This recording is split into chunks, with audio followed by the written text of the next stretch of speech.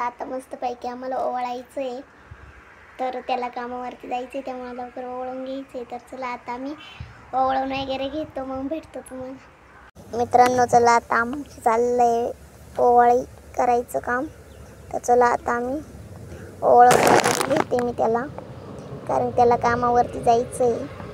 त्यात आमचा गंध जास्त घट्ट झाला होता, मग थोडंसं पातळ करून घेतला.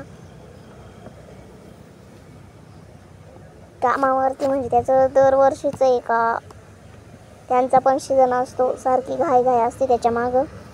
पण यावर्षी दरसा निवांत बसला आहे. तरी तो म्हणत होता की दरवर्षीपेक्षा आज खूपच निवांत बसलो आहे.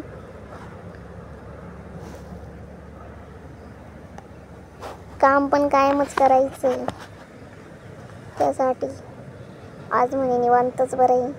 तर चाललंय निवांत आवरायचं काम. चला आता मस्त ओळून वगैरे देऊ म्हटलं. मोबाईल पप्पांनी धरला होता, पप्पा बडबड करत होते तिकडनं.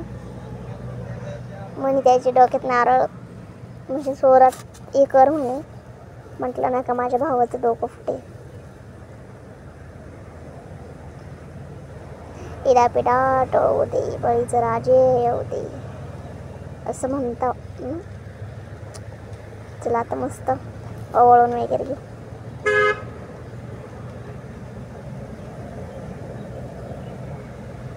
तर चला आता मस्त त्याला गोड खाऊ घालते मी मस्त.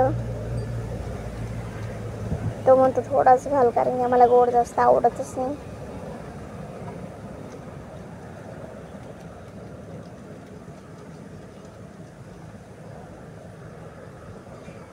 मस्तपैकी पाय वगैरे पडला, त्यात टोपी पण गेली पडून. तो म्हणतो गिफ्ट देताना पण आमचा व्हिडिओ घ्या.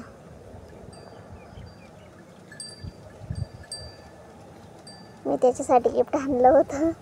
तो म्हणे असं नको देऊ. म्हटलं चल मग मी असं देते. तर चला आता पप्पांना ओळून घेते.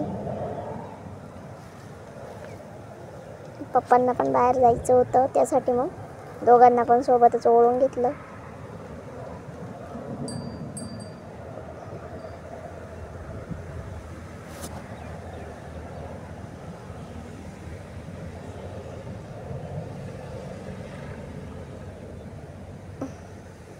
तो म्हणत होता का पप्पा म्हटले मला, म्हणजे माझ्या डोक्यात हे कर, आता पप्पांना कर. म्हटलं नको. चालली होती अशीच आमची हसी मजाक करायचं काम.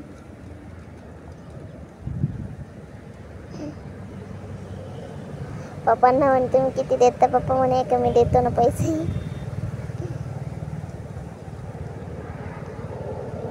नंतर मम्मीने त्याला ओळून वगैरे घेतलं.